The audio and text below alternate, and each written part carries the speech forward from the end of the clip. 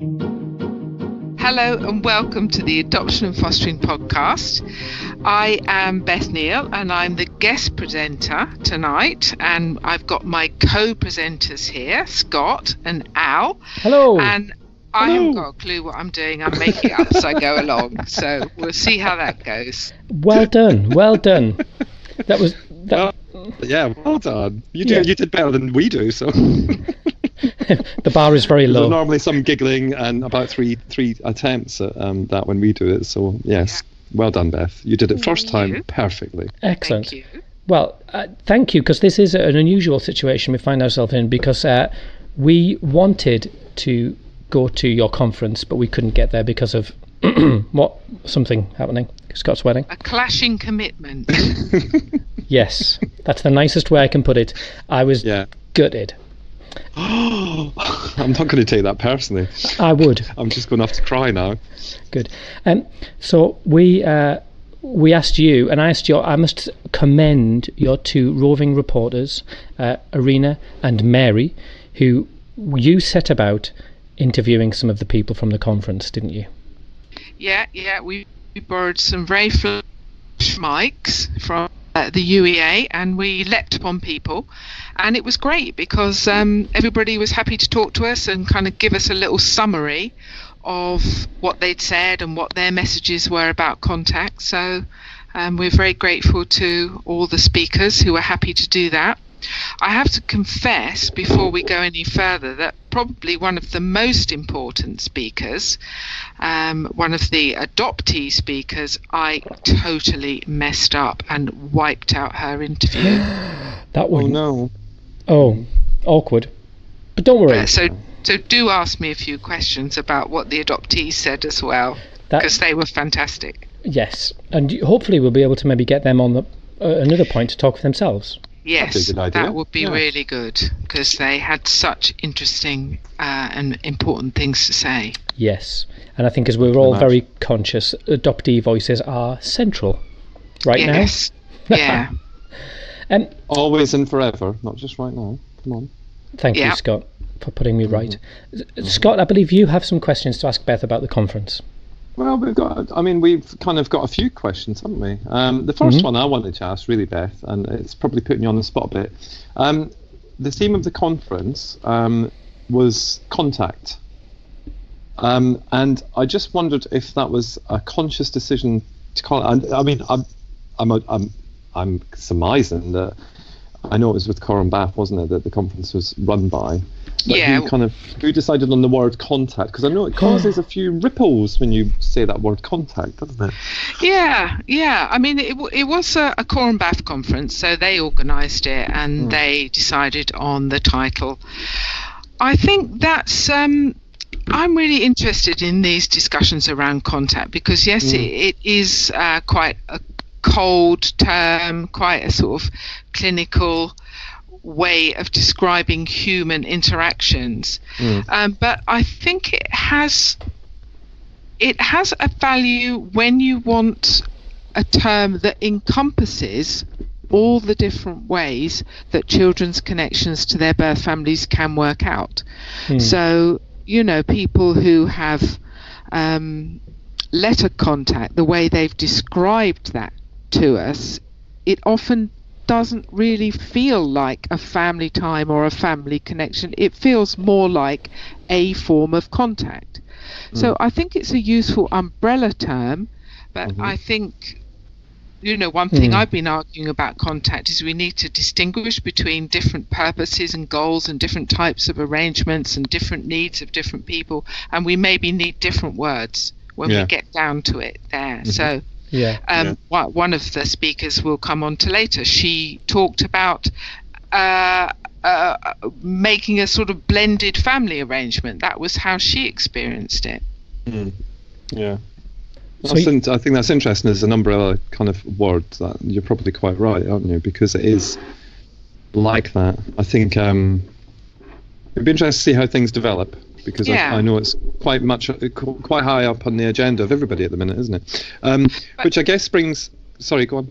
I was going to say, I think what underpins all kind of contact arrangements of what ever type, though, is, the adopted person's need for information and connection with their family. But it's a mouthful, in a tweet, in a title for a conference. Say let's have a conference about the adopted children's connections and need for relationships. Actually, perhaps that could work, because it brings it down to what it's really about, actually. Yeah. It is an emotive subject, because I know that I've fallen foul of people, and I've said, we contact other, and they've gone, it's not contact, it's this, and you go, ooh. But and language matters. Yeah. It does. But then I guess there's the traditions of the language as well, isn't there? If you've never thought about it, other than what you've kind of been taught to believe it is, if that makes sense. So when you're going through your prep and all that sort of stuff, the word contact is used, isn't it? Whether it's direct contact, and bear in mind we're talking 12-13 years ago for me, but direct contact and letterbox contact, that was all the two kind of terms that they used, but the word contact was the connection, wasn't it? So you can see how that becomes the kind of the kind of generic word that's used to describe it, I guess. It's a catch-all. Yeah. But Fabulous. I have a question. Done now. Done buttoning. Sorry. Go on. No, you go. No. No. Off you go. No, Beth, Beth, you're supposed to sort out these fights between us. Right. Yes. Stop squabbling, you two. Excellent. Thank you. It's your turn. My turn. Right. Okay. Love it. Love it. We should have you on more often. Yes. To get through these damn quick, honestly. We should have that thing, where you have the wooden spoon, and you can only talk if you're holding the wooden spoon. So, Al, you've got the wooden spoon. I have the spoon. I would like to ask, who was there at this conference that you arranged? Who was at it, and why were they there? Yeah, well, I'll just say again, it was a CoramBAAF conference, but I was working quite closely with them on thinking about who should be. So, in terms of the speakers, the first speaker we had was, I hope I get his title right, Sir Lord Andrew Macfarlane. Right. And he is the leading family judge in England, so he's the head judge of the family courts in England, and he has recently presided over a case where birth parents applied for a contact order with their child who's going to be adopted, and he made decisions with other judges about that case. So he came along and he talked from a legal perspective. What can the law do to keep children's connections or meet their identity needs? What power does the law have? So he kicked the day off. But he wouldn't be interviewed.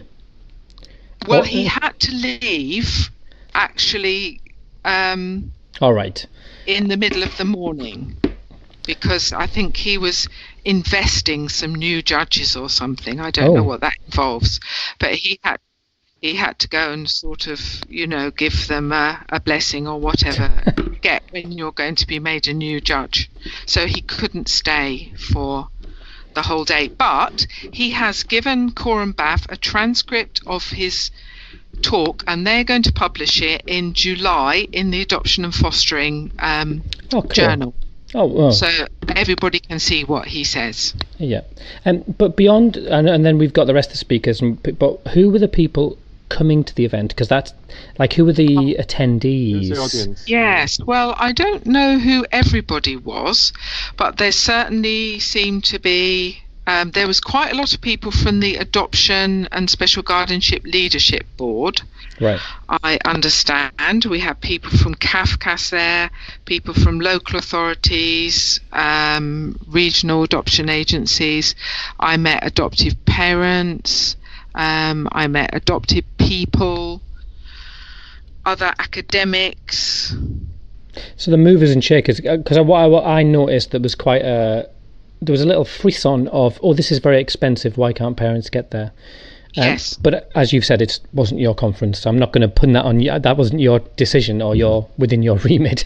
But do you think that is an issue that we need to influence the influencers but are you going to share this for families? How's that going to work? Well, we're doing this podcast and everybody can listen to it, and we hope to get a flavour of the day across. No pressure. I think we have to influence everybody, because at the end of the day, it's the families who need to make these connections and enter into these sort of one of the interviewees described it as uncharted waters. It's the families that need to do that. It's the birth family, the adoptive parents, the children. So we need to involve them if we want to make changes around what we're doing with the controversial term contact. We need to work with families and have that coming bottom up. But as we heard on the day,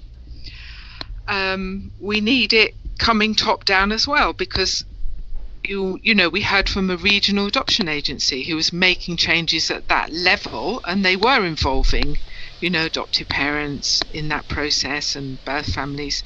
So I think we need it on all levels.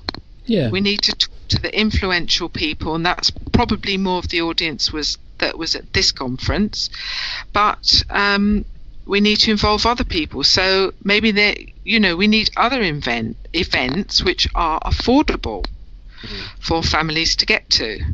And I guess that you've got my kind of thought process running away with itself here, because I guess there's two sides to this, isn't there? There's the side that adoptive parents, when they become adoptive parents, they trust what they're told by the professionals. They're also wary of stuff like this, because maybe not so much these days, I don't know. I'd be interested in your thoughts on this, but maybe they're more about when they first go through the prep process and stuff, they're more interested in becoming a parent rather than becoming a parent of a child who's experienced some of the experiences they've had. And then you've got the other side of that, of course, where you've got birth family who want this contact arrangement on whatever level is appropriate for the child, because at the end of the day, this should be child-centered, not about the parents, as in the adoptive parents or the birth parents. And it's how you can balance that in terms of being able to inform. So, I guess I'm just thinking, how could you do that in a way that would be beneficial for both sets? Would it have to be separate? Could it be together? If you were all coming along to this one thing with the same objective in your mind, I know, controversial stuff, eh? Imagine. I think sometimes people need a safe space, don't they? Do, where they really, if it's and this issue of kind of fear and anxiety that underpins contact did come up several times during the day. Several people mentioned it from all different perspectives. If that's what's moving forward, people need a safe space to actually voice what they are afraid of and look at it, with shine a bright light on it and see what's really there. That's an interesting one. It is an interesting one. I've been to events not like this where there's been families and there's been adoptive families and birth families, and there's where they've been discussing issues around children, and that can happen, and it was done really well. But you could feel that the tensions weren't far away. But there were points of agreement, which was we want the best for children. Full stop. Yes. We can agree on this. So I guess Good. it's the skills of those who host or deliver or facilitate those conferences. It relies on them. So it maybe needs careful thinking about how it's sort of set up and supported. And accessibility, I guess, for birth families who perhaps have a different from a different economic background, and maybe issues of transport and stuff are probably a bit more challenging. Anyway, it's not my podcast today, but it's yours, Beth. But if I was you, Beth, do you think that we should maybe listen to our first interviewee? Yes, let's get down to it. What we've done is we've lumped we sent Irina and Mary and yourself out with a tape recorder, a C90 cassette player, and off you went. And you asked, so they're really short interviews, but really get an essence of what people are saying. So this first one is with someone that I think you know, Scott, Alison. I do, yes. So go on. No, you were meant to go, weren't you? But I know. But you then, I was invited because I was supposed to go as Alison, but I had a previous commitment, so I couldn't go. But the thing is, I actually said yes in the first email that I replied. Me too.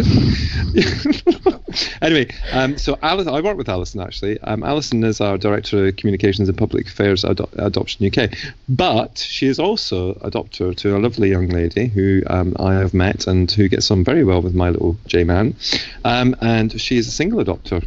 Oh, there you go. Right, well, I'll pop the thing on and then maybe we could kind of reflect on what she said. So here we go. Press the button now. We have Alison Woodhead, the Director of Public Affairs and Communication at Adoption UK, with us today. Hello, Alison. Hello. Hi. Alison, could you tell us why you're here today and what you're doing? So I'm here partly as an adoptive mum. So I have a 12-year-old daughter who came to live with me when she was 5.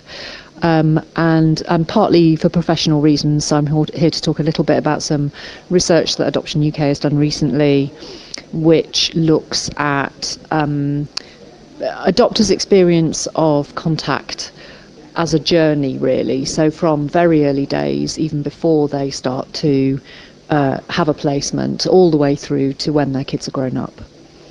Thank you so much, Alison. And what is the key message, or what are the key messages from your talk today that you hope people to hear, that you hope people will take away today? I think one of the main things for me that many more adopters are thinking about contact than are actually having contact, and that says a number of things to me. It says that we're not supporting adopters enough to have the kind of contact that works for their family. It says that perhaps we're not being flexible enough. So I think a number of other speakers today have already talked about the fact that the law is very rigid, that formal arrangements are quite rigid and quite crude, and it's just not real life. It's not the way that it works. Contact is almost inevitable for most adoptive families, and we all need to be properly prepared for it, but we also need to be flexible about the ways that's likely to happen. So there's a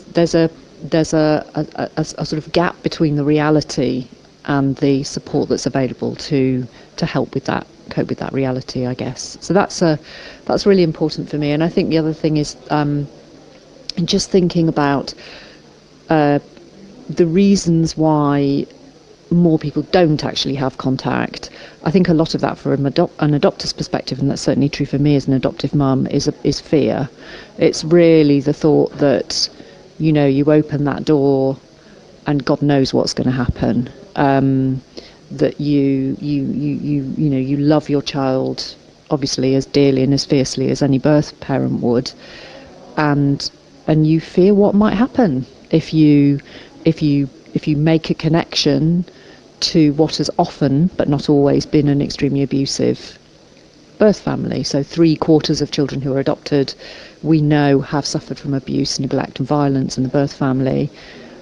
That it's difficult to open yourself up to that. But it is interesting that so many people are thinking about contact, understand its importance in their child's life, but perhaps don't know what the best way is to go about it. And from your own perspective as an adoptive mother, so what do you think, what would be, placed in your, or in the context of your own experience, what do you think will be good enough arrangements in terms of the post-adoption contact? Yeah, it's interesting. I mean, I think the thing is just that every family is different. We have direct contact with my daughter's 4 siblings in a very informal way. I mean, we were, the court order asked us to do that, but it was us that made it happen. We never had any involvement in social services in that situation. But on the other hand, I have no contact with my daughter's birth parents, and to be honest, a lot of that is because of me, and some of what I'm hearing today is making me reflect on that a little bit. And I think that if I felt there was really good support in my local authority helping me to navigate contact with birth parents, then I would be definitely up for considering that, because my daughter asks me about it frequently, and all I can say at the moment is not till you're 18, which isn't really good enough.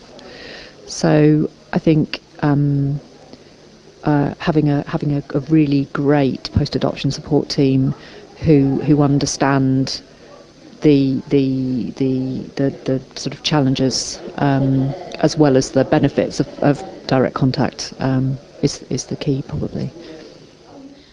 Thank you very much, Alison, for sharing your thoughts and insight. Thank you very much. You're welcome. So there we go. That was Alison Woodhead. There was a few things that pinged out for me. I don't know about you guys, but one of them was that she said contact is almost inevitable, and we've got to prepare for that reality. And that just rings so true for me. And that's what I am conscious that I don't necessarily think that people, when they get their little 1, 2, 3-year-old, they're conscious of that inevitability. I don't know. But Scott, you're familiar with the survey, so what do you think about it all from an adopter perspective? Well, from an adopter's perspective, I think I was not an adopter of any young child. They were kind of older. I say with my finger in there, so there were 7 and 8. All three of them were across that 7 and 8 age bracket. And I think to begin with, I think that we assumed that it would never be an issue. Bearing in mind, this was pre-social media, so it wasn't kind of really in anybody's kind of mind that this sort of stuff can happen. But with time and in all honesty, the experience of being an adoptive parent in this day and age, actually, I think it becomes quite important to you quite fast. And I would totally agree that it was never an issue to begin with, but as time went on, it did start to become more and more about the boys than how we felt about it. So I think that it was always my worry. Always, I can say this openly. I've said it before. It was always my concern that there was 2 things that would happen. One was that there would be that we'd have contact, in some way, shape, or form that didn't reflect what we'd agreed at some point. And this was early days, very early days. So we're quite inexperienced. We were still a bit wary. And the second thing was that, and just to say this was in prep as well. And the second thing was about kind of the names that they would have for us, which haven't been an issue because they've called us many names over the years. But the contact thing was always there. It was always at the back of our mind to begin with. But actually, over time, we came to kind of realise, actually, why would you not? It's a child. This child is your child. It's legally through adoption. We are their parents, but you are their child, and of course you would want to make contact, and vice versa. Why would a child, as they grow and develop, not think I need to know who I am, and this is this may be the only way that they can think of because of some of the trauma they've experienced and the inability to kind of go, actually, do you know what, in a kind of fully compartmented this kind of trust and shame and all those kind of that kind of sphere of words that we would tend to use. So I get that. I do get that, and I have that experience. So yeah. And what was the other thing that popped into my head there? There's many things popping in and out. There's voices, there's people, there's things. Was the kind of reflection on the fact that we are all thinking about contact more than we're actually doing it, and I really that struck a chord with me because that is exactly how I feel. And we have had contact via birth family, and it does not scare me anymore. in the way that it would have done 7, 8, 9, 10 years ago, because actually, yes, it happens, but actually, if you are aware of it and if you have a plan in place to be able to deal with it, you can do that. But you need to be aware of it, and you need to be comfortable with the whole contact. I'm using the umbrella shape here with my hands. You have to be comfortable with the whole contact thing. And I just think personally, I think that we need to move on. We need to move on. But I'm not going to say any more than that, because I know one of the interviews is about the fact that they moved on. So I'm not going to spoil that. But yeah. Can I ask you a question, Beth? And it's sort of related to that kind of that phrase that you used, Scott, and Alison used, was that people are thinking about it more than doing it. And your longitudinal studies, that start point, what made the difference for people to move beyond from thinking to doing?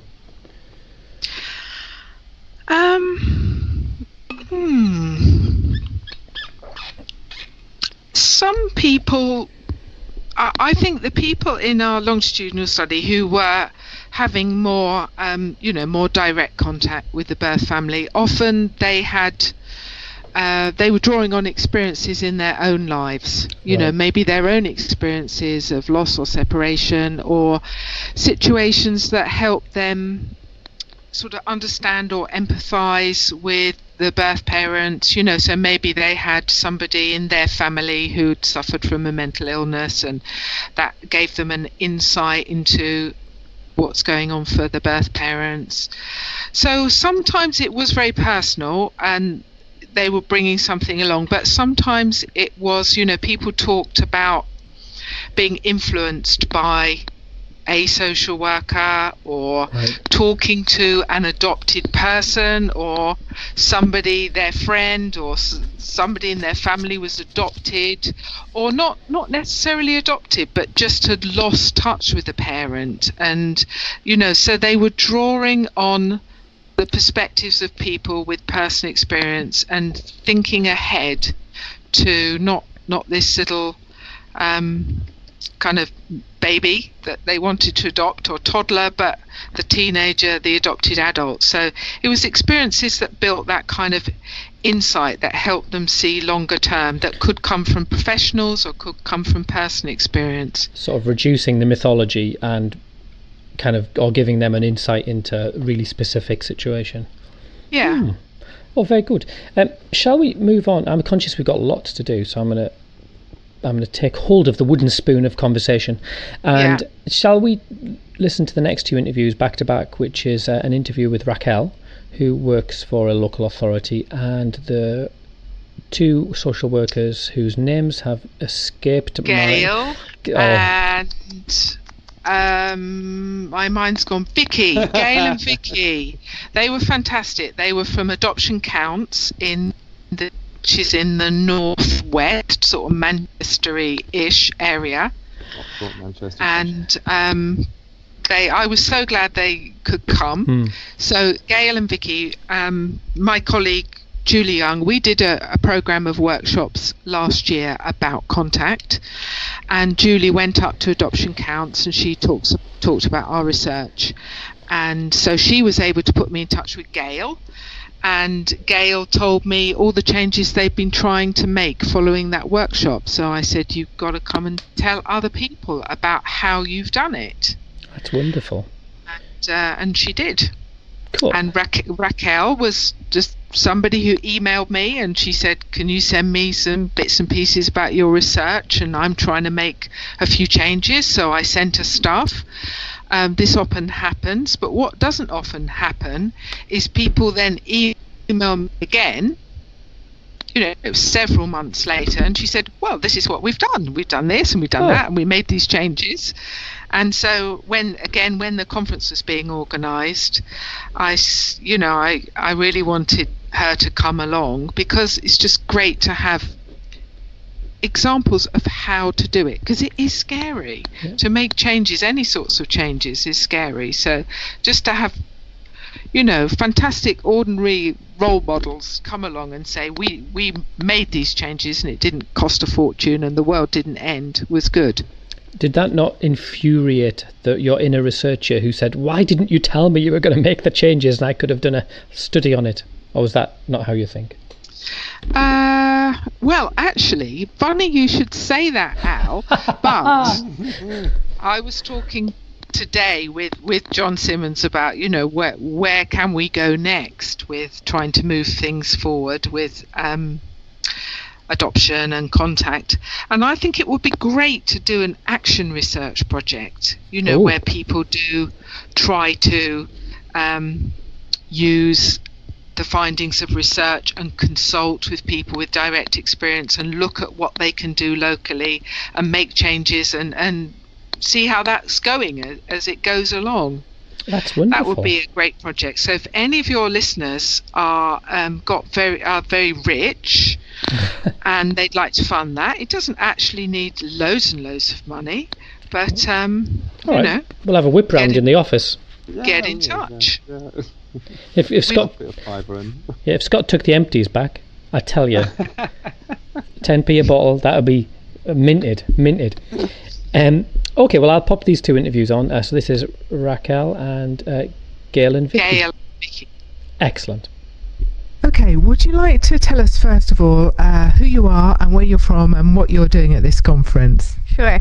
I'm Raquel Vieth. I'm the assistant team manager in a London borough called Sutton, and I'm here because I wanted to talk about shifting culture in local boroughs around practice around openness and adoption.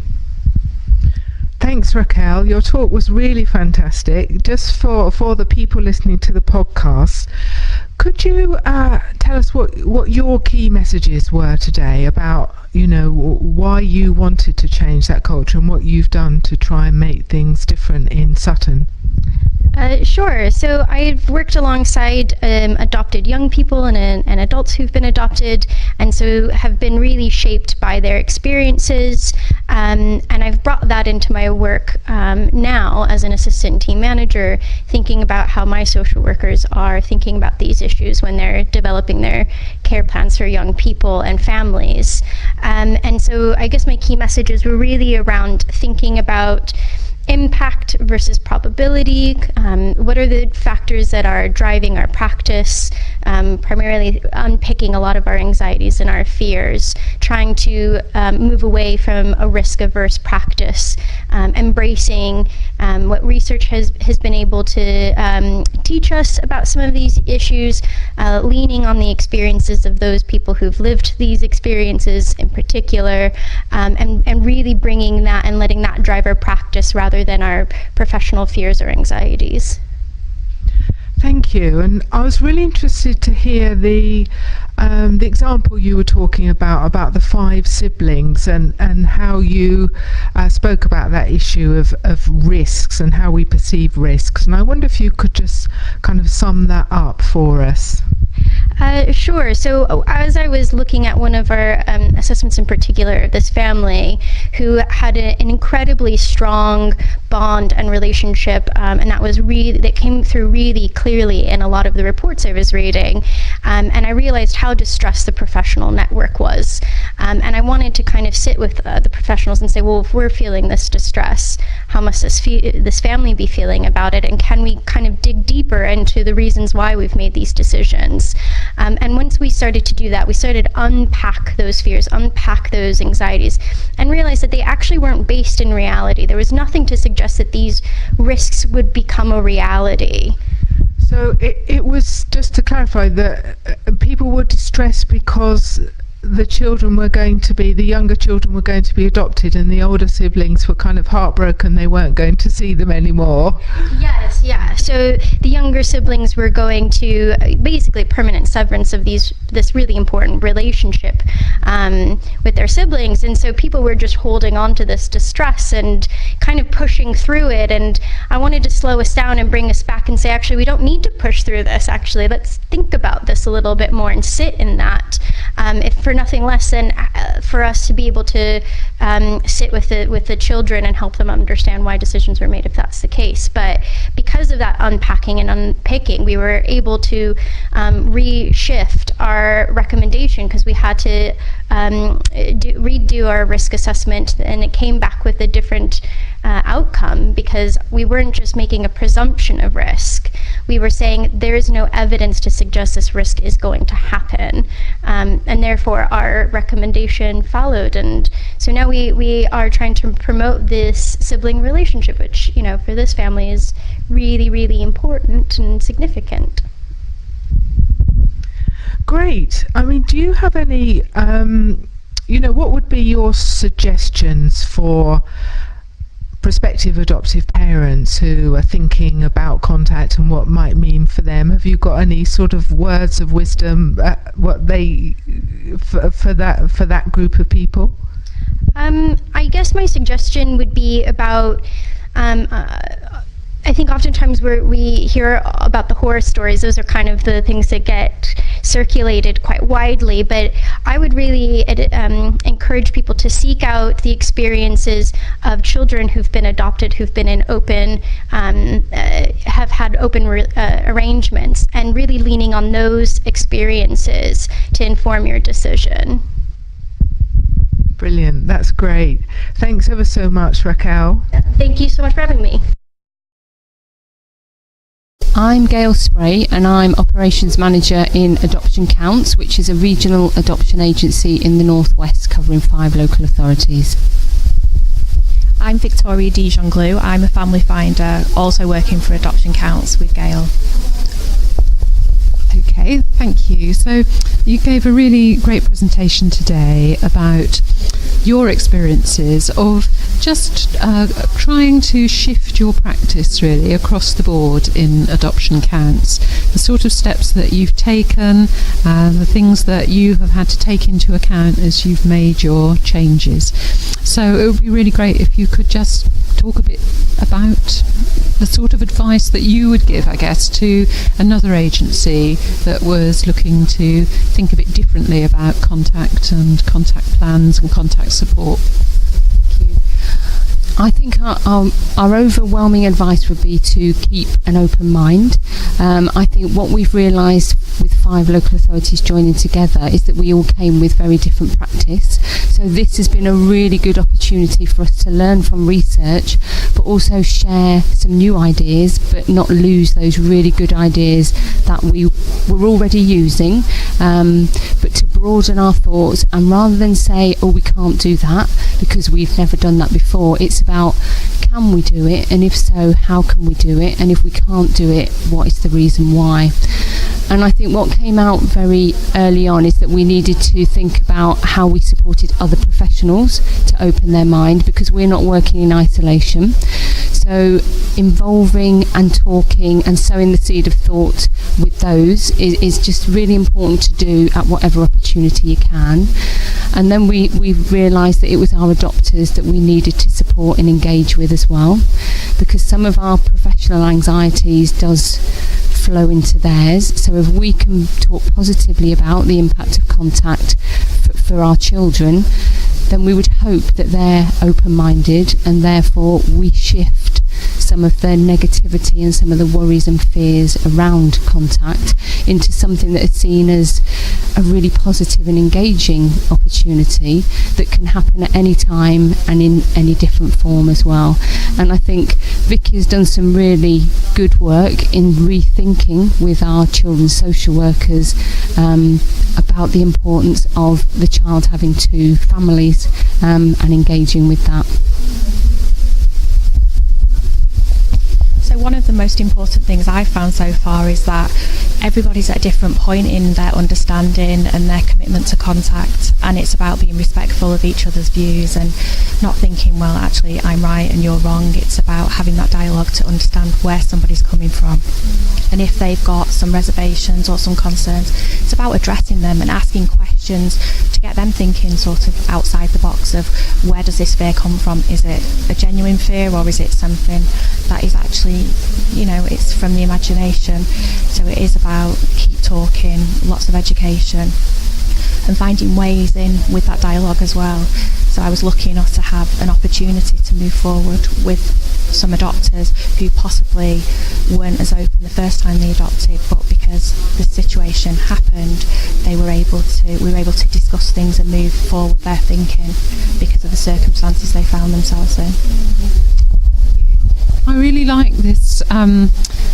It's a real shift in thinking about contact as something that could happen across the whole lifespan, really, across the whole adoption and into adulthood, that it isn't we've tended to think of it as a one-off, let's make the contact plan at the point of the placement, get it all tied up, signed, done, and your thinking feels very different to that it's a much more sort of organic process potentially that could develop, could decrease, could increase again at a different point.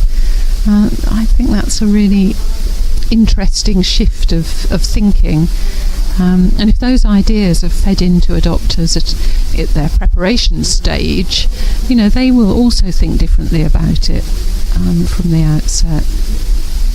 Anything else that you would want to pass on to other agencies? I guess probably the advice that we were given, that is, you start small, because you can come up with so many ideas, it can be so overwhelming, and you can't do everything well. You've got to start with one or two things, do them well, and then move forward. Great.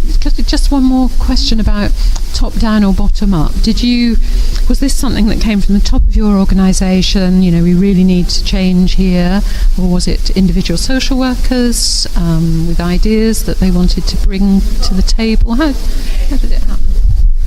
That's a really good question, Mary, because actually in this situation it was both, and I think that was really helpful. That after we had a conference from the University of East Anglia about their research around contact, workers were so enthusiastic and really willing to have a whole new vision.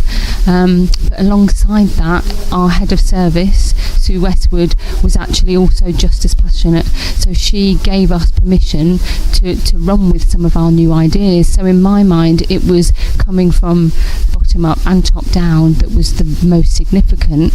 And what I now feel is that it's a momentum that's carrying on. It's not something, although we called it a task and finish group, we don't see that we're going to finish, because new ideas keep coming. We have to keep open minds, and we might get things wrong sometimes, so we'll have to learn by that.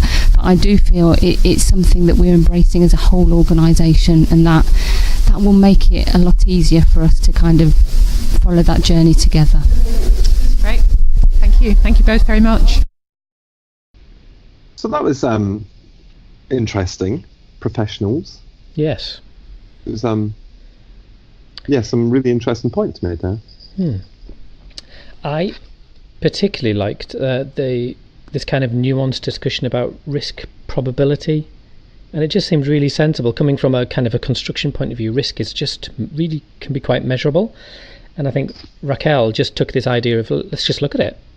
Let's just what is the worst that's going to happen? Mm-hmm. Can I tell you an example that she gave at the conference? Yeah.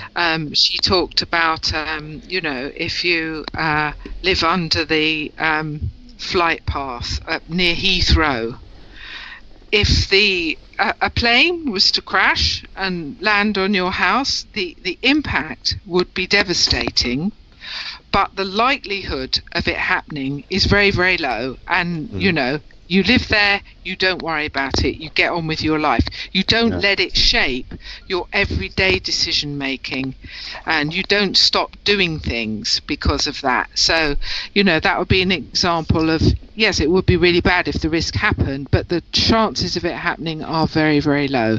And she was applying that to the situation of contact, that sometimes we're very risk averse, particularly with sibling contact. This idea that if the younger brothers and sisters who are being adopted, they can't see their older brothers and sisters who are not being adopted, because the older brothers and sisters, this, that and the other might happen. They might tell the parents this, and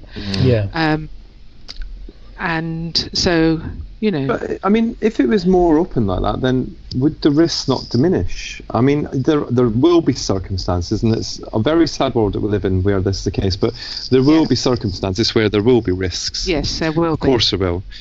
Because for whatever reason. But surely, if we were doing proper risk assessments, then the more we kind of try to accommodate that form of contact between siblings and birth parents and birth grandparents and aunts and uncles and all that sort of stuff, would it not?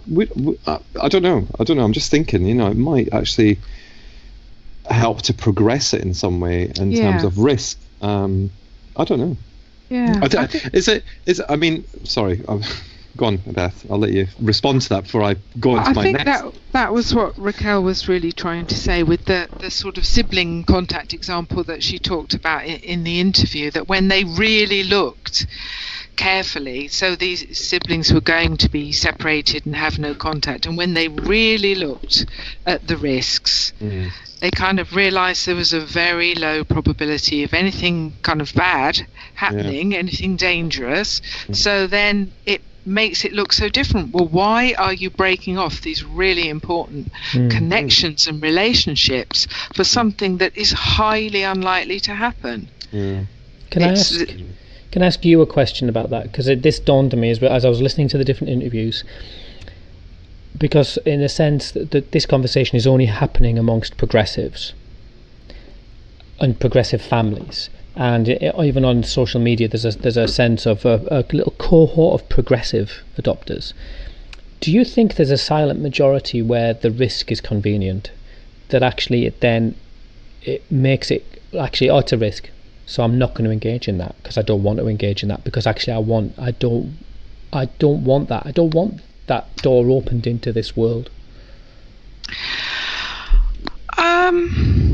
I don't know, because going back to what Alison was saying about the recent survey with adopters and the survey that we did with adoptive families in the Yorkshire and Humberside region, a lot of adoptive parents, as their children get older and start to ask questions and start to say, oh, well, where is my brother and why can't I speak to him? And, I think an awful lot of adoptive parents in our survey were kind of saying things like, well, we wish there could be a little bit more help to set this up. We wish somebody could help the birth family. So they would reply, my child would like to get in touch with their brother and sister, and we wish there was more help with that. So I think, as like Scott was saying earlier, people might be quite fearful in the beginning, but over time, I now wonder if actually there is a groundswell amongst adoptive families for something to change, because the current situation is just not working that well for a lot of people. There's the letterbox set up, but the letters don't come back, or the letters come back and nobody's helped the mum to write them, and they're not kind of answering the questions that the child's got. The children are going on Facebook and finding the parents are going on Facebook and finding the children. And I think adoptive parents themselves are starting to think, do we need to just do something a bit different? Which links back to what Alison said, which was this is going to happen. Yeah, and it was really clear as well we had contributions from 2 adoptees on the day. One young woman who came and spoke about her own experience and was fantastic, and another young woman who couldn't make it on the day, but she wrote it all out and her support worker read it out. And both of those youngsters, they were both talking about how much they were thinking about their birth family and wanting to know things from when they were very young. It was there, and as teenagers they just knew that they had a certain amount of power to do something about it. And you know what? Yeah. Why not? Justine, who spoke at the conference, she talked about how she promised her parents she wouldn't go on Facebook and find her family. You know, they said, talk to us first, don't go on Facebook. And she promised that. And she said she didn't break her promise. She went on Instagram instead. So, boom. And you know, I know Justine because I've met her a couple of times, and that's exactly the sort of thing she would do as well. She's a little one. She is. Yeah. She's lovely. I love Justine. She's very, very good. But she's a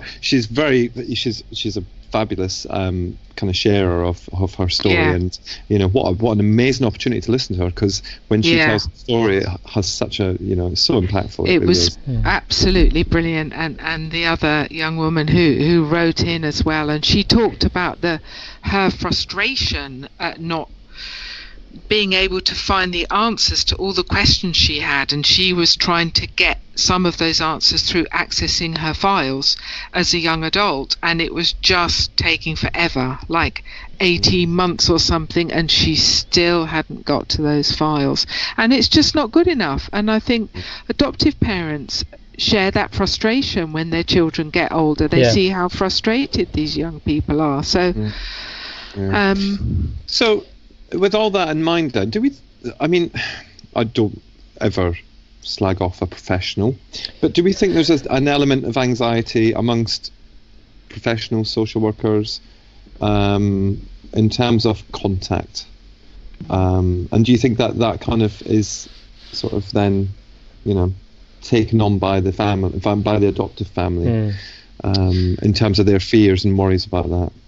It might not be, but, you know. I mean, that was definitely opinion that Gail was voicing in her interview about that.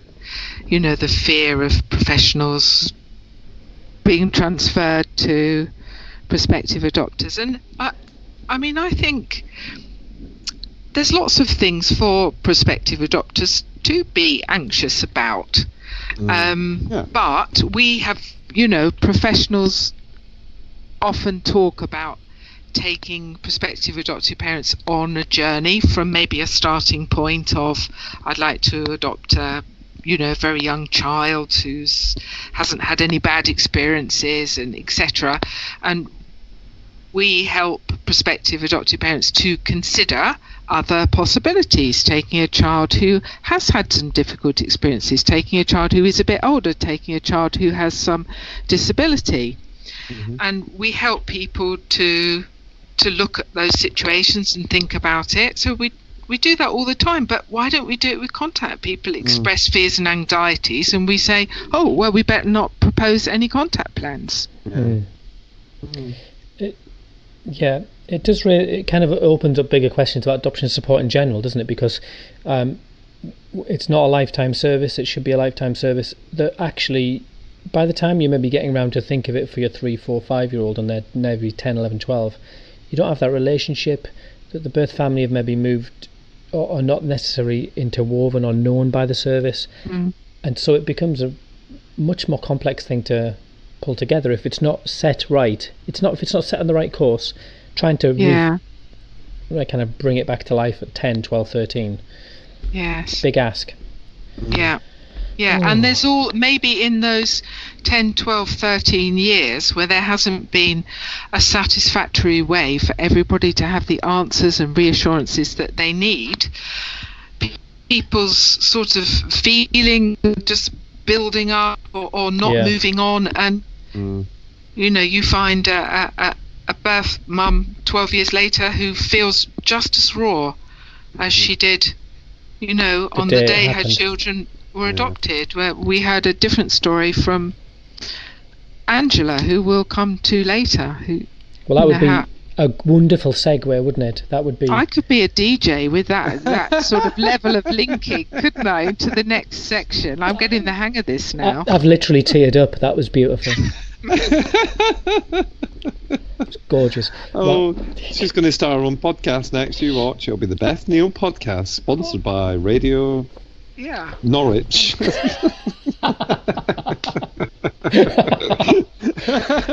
With Alan Partridge. Yeah, it could be the Alan Partridge to not. We've slipped into madness. Yeah. Well, I'll press the button and we'll crack on with the next one. Hello, everyone. We have Ruth with us today, who is a social worker and an adoptive mom. Hello, Ruth. Hello.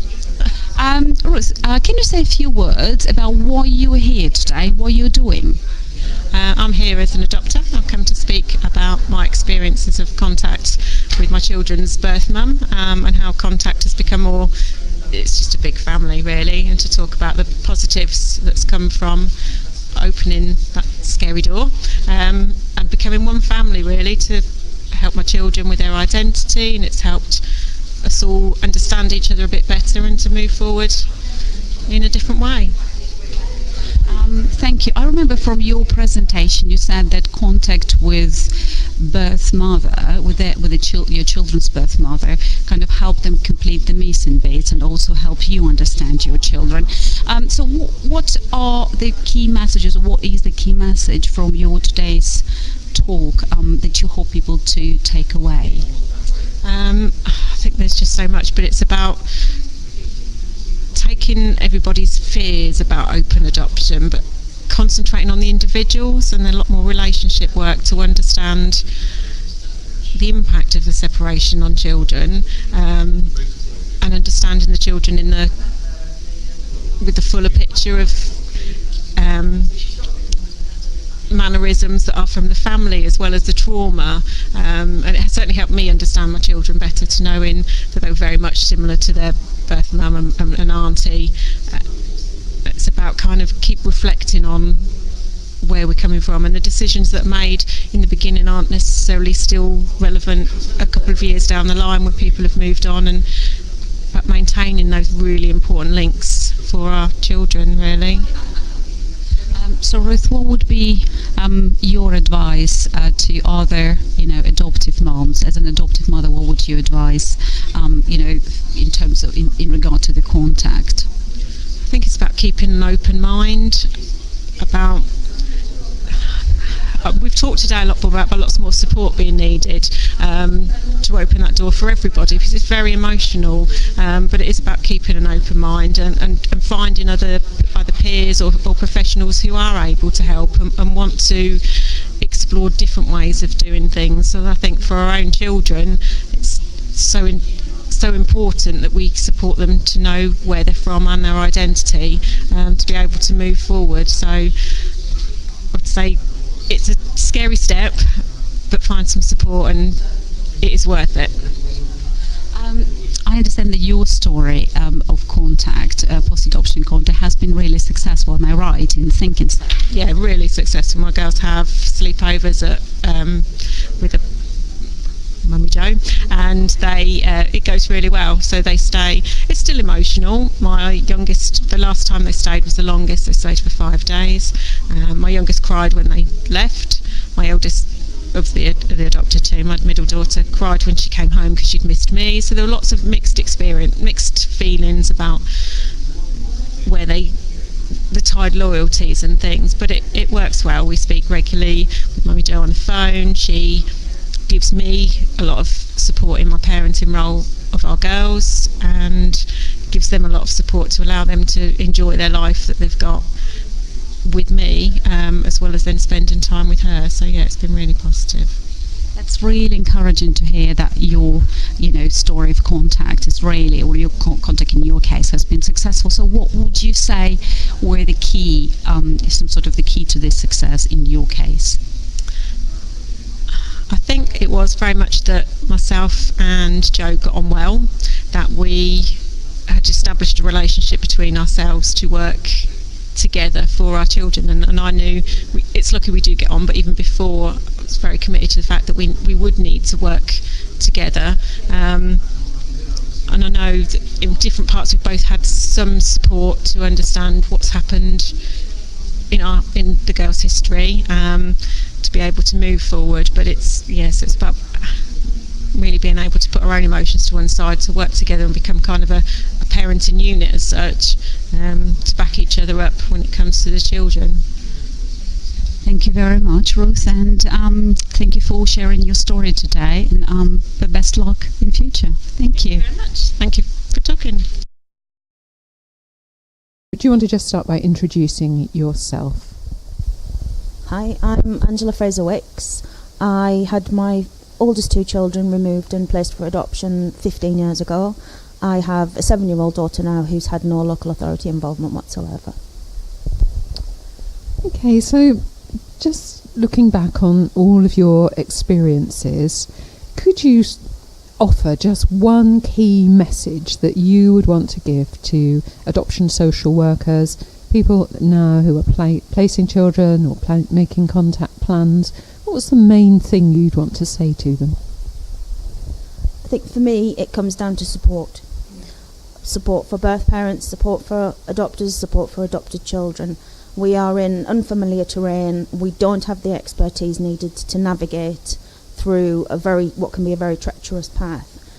For me, the key to being able to turn my life around, to build up contact with my sons, but also build a relationship with their new parents, all came down to being properly supported. Someone who could give me really sound advice on what my rights were, on how to go about things practically, but also someone who had the emotional capacity to support me through what is a very difficult process, and to enable myself and the adopters to build a relationship that is then able to continue past the point of when the local authority are helping to manage that contact. And are there any special qualities in that social worker that were particularly helpful to you? Empathy. The ability to understand that birth mum, birth dad, birth family are grieving. That despite the fact their child is still living somewhere with other people, you go through the very similar processes. You go through the anger, the blame, the denial, and being able to support me through that, and to understand that if I didn't want to engage at that particular time, that it wasn't because I didn't want to engage at all, it was because I was having to deal with some very complex emotions, and her having the ability to understand that, but then to also be able to help talk me through it and validate how I was feeling, and tell me that it was perfectly fine to feel that way, that it was normal, natural, and to then get me to a point at the end where I was able to see much more clearly how to move forwards. And do you have a key message for birth parents, mums and dads who've been through similar circumstances? You can change. Losing your children is and does feel like the end of the world, that there is no way past that you will never be happy again, that you will never be able to have a life again, that you will never be part of your children's lives again. But by working on your own problems and your own issues, and learning to understand the reasons behind your children being removed in the first place, and addressing those issues, brings you to a point where you at least achieve some kind of peace. You may not be able to change the past or the circumstances surrounding the adoption, but you can change your future and the future relationship that you have with your children and their adoptive parents. And just don't give up. Yeah, and what about for adoptive parents, people perhaps who are considering adoption, thinking about adoption, or adopters who already have children growing up with them? What would you want to say to them? Just not to see us as a threat. I wanted to stay in contact with my children because I believed it was the right thing for them, not because it was the right thing for me. I benefited enormously from it, but for me it was much more important that my children felt loved, supported, and that I was able to give them permission to move on, so that they understood that they weren't choosing between two sets of parents, that they didn't have to choose between two sets of parents, that it's perfectly okay to love two mums, it's okay to love two dads, it's okay for them to be confused, and that also that we do have the capacity to change, and to allow contact to be fluid and to change as we change and they change and as the children change. And we can have a really good relationship if we all try and do what's best for the children. So that, I guess, takes us to the children and what you what would be your message for an adopted young person who's maybe thinking about contact, or maybe has had contact and isn't sure quite what to do next? Or what's the thing you would want to say most to them? Talk to somebody. It doesn't have to be a parent, a family member, but find somebody that gives you the opportunity to talk safely about how you're feeling and what you want to do. It's a very difficult process, and it's a very difficult thing to deal with on your own. If you can't speak to your adoptive parents because you're confused or you're worried that you may hurt them, there will be somebody else who you can talk to. If necessary, find other children who have been through something similar, but don't just enter into a decision quickly and without having access to real support and help, because not only for the adopted child but for the birth parent, it needs to be properly managed and properly supported so that that relationship can be built and can last and have strong foundations. And if it's done without support or in the heat of the moment, then there's always a risk that that relationship can be broken, when with the right help and support it can be done, but one step at a time. Thank you very much, Angela. That's brilliant. So that was Ruth, then Angela, and I have to say, both kind of the flip side of exactly the same coin, isn't it? Yeah. And you were explaining, Angela's sort of story and the work that she does beyond this, which is it okay to share that, the work that she's doing? Yes, yeah, well, Angela's works quite closely with the family rights group, and I think she talked at the conference about how she's tried to turn her own very difficult experiences into something positive by trying to make the system better for everyone. And not just for birth parents, but for everyone. She really made that point that actually everybody's got to work together: adopted parents, birth parents, professionals, adopted children. So she was great. Yeah, and Ruth's story is quite, it's probably the most open. It's as open as you can get. Yes. It's co-parenting almost, isn't it? It's really at one end of the spectrum, I would say. From we've studied lots and lots of different families in our research over the years. So what Ruth has done in promoting this very real and strong connection with her girl's birth mum is exceptional. I don't think that's going to be the right way forward for everybody, but for her it was really important. Yeah. Her children were older when they were adopted, and all the feelings they had for their birth mum, as she talked about, they just hadn't gone away. They were still there, and they were holding the girls back. They were holding Ruth and her family back because the children couldn't invest in a new family when they had all these unresolved feelings about their first family. So rather than sweep them away, sorry. Yeah. No, don't apologise. I was going to say I wasn't going to say much about this, but I've known Ruth for a couple of years, and it's important for me to mention that because actually I knew her 6-7 years ago. That's when I first met her. We sat in a panel together, an adoption panel together, and it was really interesting because the difference in her family then to now, it's on one end of the spectrum to the other end. The differences has made to them, and I continue to talk to Ruth, and in actual fact, I saw her last time I saw her was some work that we did, but before that, the Adoption UK conference, where that was the first night that the family had kind of stayed together. The first night in however many years where the children had stayed over with their first mum, and that kind of the message that gives. You're right, Beth. It won't be for everybody, but the message that gives about how much work we need to put into this to make sure it's right for those children. That's the key thing in all of this.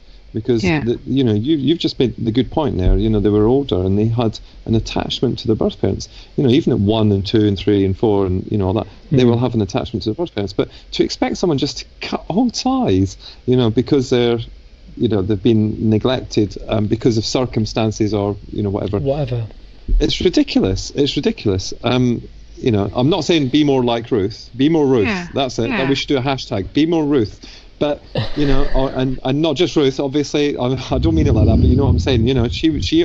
I would suggest that she probably instigated this in some way because I think she did. And I think she was brave. Actually, I think a lot of the speakers on the day, what they were talking about, because everybody was talking about anxiety and fear, and everybody was saying it was not easy, but it takes courage sometimes just to.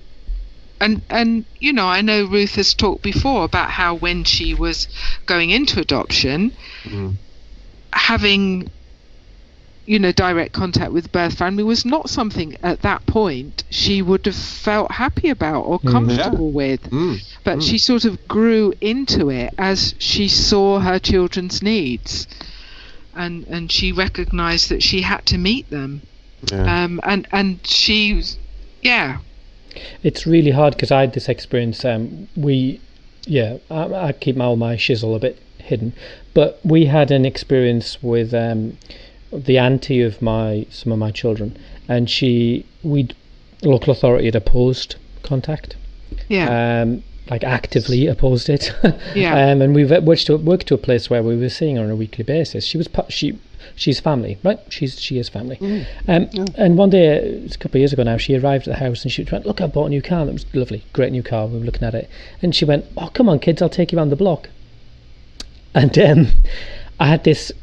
I've known this woman for years now, and I couldn't, until that moment, I thought I trusted her. And then I realised there was this visceral reaction when I thought, I'm going to put my children into her car, and I don't, she could do anything. And to my shame, she was fine. She went around I didn't say anything, and she went around the block, and, so it was just this really odd, I thought, that fear is lurking, and that's a reflection on me, not her. Not at all, but it's tangible. And also sorry Beth, I was just going to say, and Angela as well, to have welcomed the opportunity to kind of I'm sure she would have done whatever to have kind of had that contact anyway, but to work with an adoptive parent to make this a success as well, because as far as I can see, there's no reason why, even if there's blips along the way, that this is not a success. Because actually, yes, there will be, there will be down days for the family in terms of the children and how they feel about it. And one may actually get angry at some point because this has still happened, etc., etc. But to me, it must have opened up an amazing opportunity for this to kind of, like Al said earlier, co-parenting. It's odd because I've just had this revelation really that actually if you look at that, the triangle, which I don't necessarily agree with, the adoption triangle, is that actually children and birth family are in pain, and adopters are not, but we're the ones that hold all the power ultimately. And it's just a really odd dynamic, and how very, very pragmatic of Angela to kind of put that pain aside, because I can't begin to comprehend and to swallow it or get it resolved. We're asking a lot of birth families, aren't we? And much more. Ruth and Angela's situations were quite different in some ways, because Angela has just had letters with her back and forth with her children and their adoptive parents. But underpinning both, there is, these key things. There's the courage, the trust, the willingness to work at it, the mutual respect, the recognition that children do not belong exclusively to either family, that they're connected to both. There's all those common things, and that's really what's the problem with the term contact in a way, because we're talking about these very, very human experiences and qualities and skills and relationships and dynamics, and that's what makes it all work. It's sort of an alchemy, isn't it? Each one is so unique, and I think that was reflected through all of the interviews. It's unique and it's diverse, and it's got to be taken on a case-by-case basis, hasn't it? Yes, yeah. And I think that sort of links back a bit to what Andrew McFarlane was saying at the beginning of the day. I think he was essentially saying the law has its limitations in terms of constructing and enforcing positive working relationships, the nature of which we've just been discussing. That actually the law cannot make this happen. Because is it New Zealand who've got who with adoption it comes almost like you have to opt out of contact rather than opt in? Certainly New South Wales. In Australia, it's absolutely expected that if a child is adopted, they will have direct contact with their parents. And what has that done to adoption? Sorry. I was just going to say the system's quite different over there, because I've done a lot of work with the Australian government on this, but there's a lot less adoptions, isn't there? Because there's mainly, very, very few, there was really no adoptions of children from care, but it's basically history of adoption in Australia, which is particularly toxic with the stolen generations. Yeah. It's really the only way I think that people felt adoption could be acceptable, ethically acceptable, was to have these more open arrangements. Now, we need to know, that's a very different system to what we have here. We need to know how that actually works out for children. There is some emerging research coming out soon. Harriet Ward has been analysing data from adoptive families over there. And what's she saying? Or do you know? Or have you got a hint? What's the word on the street, you researchers? Well, I did hear her present at a conference last autumn, and it's kind of a mixed picture, really, that that there's benefits to these arrangements, but sometimes there's difficulties. Sometimes the difficulties are quite significant. And possibly in some cases the balance is tipped too much in favour of this contact must happen regardless of the quality. But certainly similar messages to we have from our research over here, that there are some situations where families will need support for this to work. But the benefits appear to be similar about children understanding where they come from, who their family are, understanding that their family still care about them and are interested in them, and ultimately their kind of identity. So I think it's fascinating, and I wrote in Community Care recently, I think. Yes. I did. Yes, that's right. Because I know, world famous in Community Care. Let's drop names. Names. But I think the issue of contact is absolutely central to the future of adoption. Yeah. I think that we will never be able to reconcile the people who say it's abhorrent because of the severance of family, all of that. With those, I think you'll never be able to find any middle ground without contact, or something that's much better than what we've generally got, because there's pockets of goodness. Yeah, something that more truly addresses the adopted child's needs. Identity, loss, separation, attachment. And love as well. And love. Remember that, whatever these people, I say people, like it's like, oh, these are just people. Oh, The dog's hungry, Beth. Yeah. Let's go and feed the dog. Somebody's at the door. Oh, the dog's got the spoon. Somebody at. Yeah. I've forgotten my train of thought now. Thank you, dog. No, I have. I've really forgotten my train of thought with that one. If it's good, it'll come back. Love. Yeah. Love, yeah, because actually it doesn't matter what the family, what the first family, birth family, original family, what they prefer to be addressed as.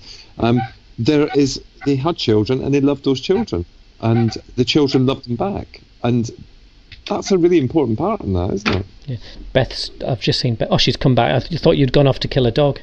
I was just shutting the door to slightly dampen down the yipping. Yes, I understand.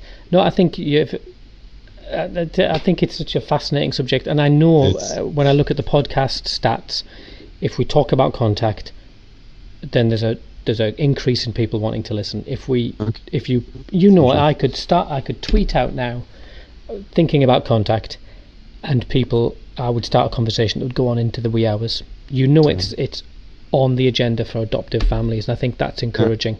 It is. Yeah, I think it is more and more, actually. I think more and more people are becoming more aware more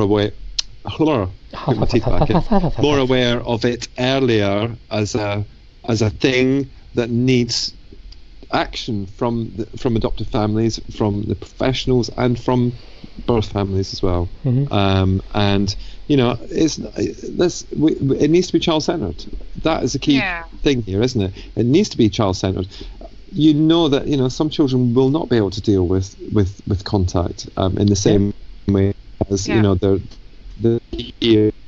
who has had a different experience. Yeah. But actually, we need to work out a way of being able to assess that, to make sure that actually whatever it is that's decided, it's the right thing for the child, to help them to be able to flourish within an adoptive family. But that, to my mind, that raises a really interesting question, because often I hear people say, "Oh, well, they were distressed after contact," and to be honest, coming from whatever normal is, I remember going to see aunties and being distressed.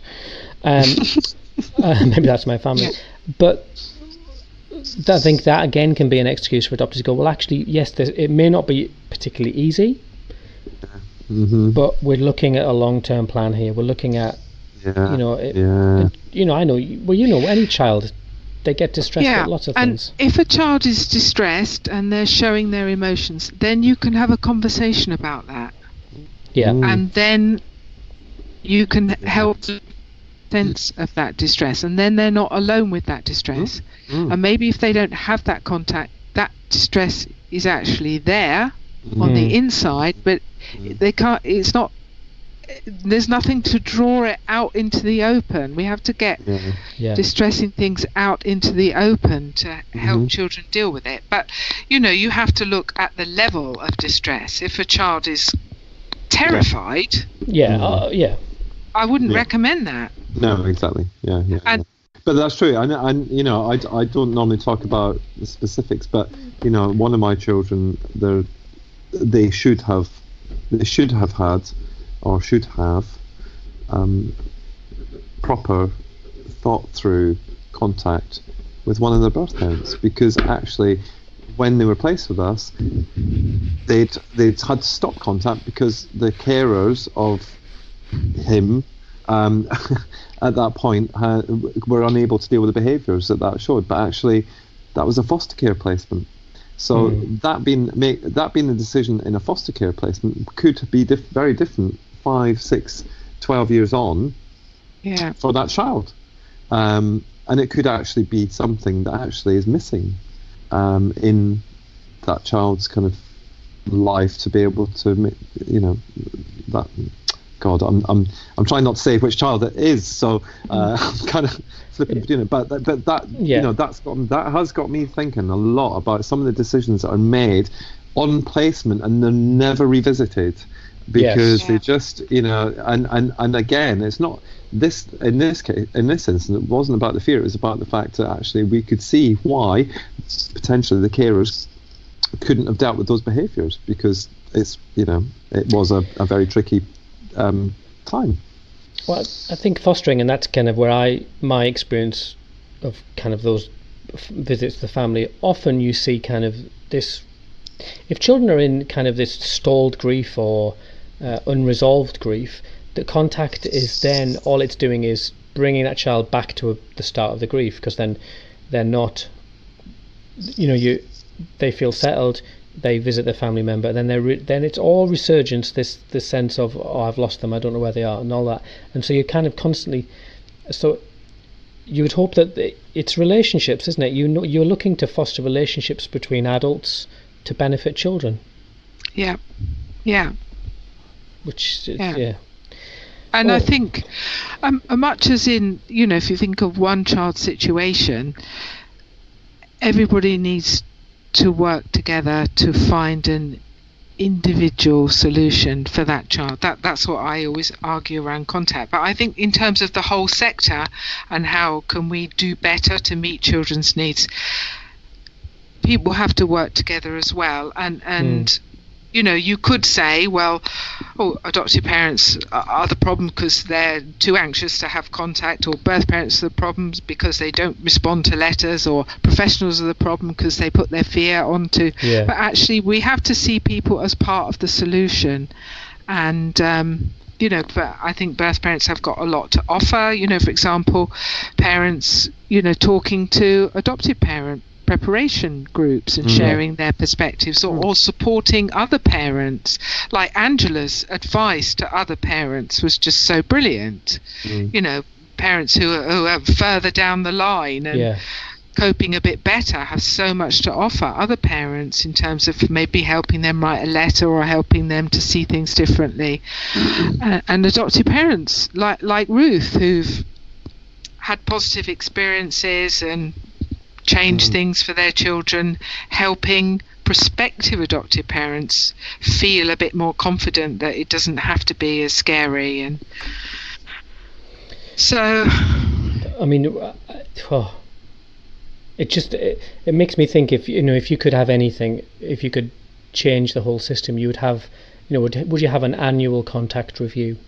Would you say that actually every year a social worker pops into your house and says, let's think about what contact we've had, what contact we're going to have, and can we improve it? Can we, and that review is maybe held in 2 different places if it's not possible families to meet.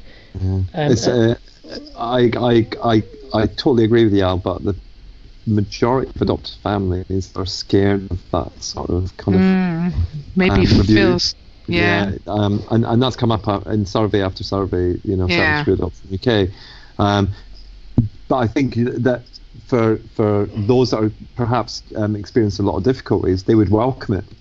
So I think there's a kind of a bit of a split on that one, actually. I think it depends on who you speak to and how long they've been and what their experience is after, maybe a year or 5 years or 10 years kind of thing. I think that's a tricky one. Even something just a bit more low key than a review. So, if the contact is by letter and it's being forwarded on by the agency, just a covering note saying, how do you feel it's going? Would you like to have a chat on the phone about this? We can give you a ring just to check in with you about how you feel it's going, and if there's anything you'd like to change. I think in my head I've always thought, and maybe not every year, maybe every 2 years, or certainly reviewing it. I think if you think of the key kind of developmental stages for children, we know that children around the age of 6, 7, 8 start to think a lot more about their birth family and ask more questions. We know that the transition to secondary school and puberty can sometimes trigger a lot of changes for adopted children. We know coming up to approaching 18, adoptees in our studies have said that's another time they're thinking more to the future. What's this going to look like in the future? So even if you move from doing nothing in terms of checking in with families, just to checking in at those 3 stages in a low-key way and saying, should we stop and have a look at how it's gone and whether you think you might need anything different? Because I'm not sure I've told you the story, but forgive me if I have. But it didn't happen to me, but it happened to someone I know very closely. They went out on a visit with another social worker, kind of a shadowing visit, just to practice learning, and it was to work with a birth mum, and it was around contact, and she'd had ongoing support to write letters, and this this mum who'd lost a child several years before had really struggled to write letters and not received any letters for I think over a decade, not received letters from the adopters. And it was the weekend before the child's 18th birthday, and the mum was saying, she's coming back on Monday. I'm telling you, this girl is coming back. She's gonna be 18 on Monday. She's gonna contact me, and she's gonna ring me. And you kind of go, oof, this kind of disparity. That's the worst case scenario. This poor woman was, desperate for a child, but there's been this dearth of contact or lack of contact, and I'm not sure I told that story. It's really stuck with me. But they're just the heartbreak that's behind it. All I need is a letter. Tell me what's going on. You just think, oh, hey, that's a cheery end to the podcast, isn't it? Yeah. I'm gonna go and slap myself with a wet fish. Yes. Well, I'm allegedly in charge, and yes, I think you are. Probably go and have our tea soon, and we have to worry about the listeners losing the will to live. Yes. I think actually you underestimate how when we've talked before off, not recording. It's always been worried about how the listeners may think that you aren't the kind of engaging thing that you believe you are. And every podcast we do with you, what is this, our third one? Yeah. And every one that we do with you always creates such a hubbub on social media. So take that as a compliment. Yes. You're not going to be presenting again, though, because we don't like it when people are better than us. So you're not doing that. You can have your damn spoon back. But you can have your wooden spoon. I was going to say you can stick your wooden spoon, but that wouldn't sound very polite. No, would it? not nice. But in all seriousness, the job you did on the 10th of May, amazing. Thank you so much for covering for what would have been quite rubbish reviews probably from Al. So. Show your face. And for co-presenting with us tonight. It has been fantastic, and I've had many laughs tonight, Beth. So thank you. And thank you for giving me an opportunity and the speakers at the conference to sort of make our thoughts and ideas more widely accessible to people. So that's a brilliant opportunity. And big up Arena and Mary, who had to speak to me beforehand and asked me how to interview people when they're actually qualified interviewers. It's their job to interview people. So they were pretty good. They're pretty damn good. Hey, well, have a great time. I hope your tea's good, and I hope your dog survives. Okay. Thank you very much. Bye. Bye. Bye-bye.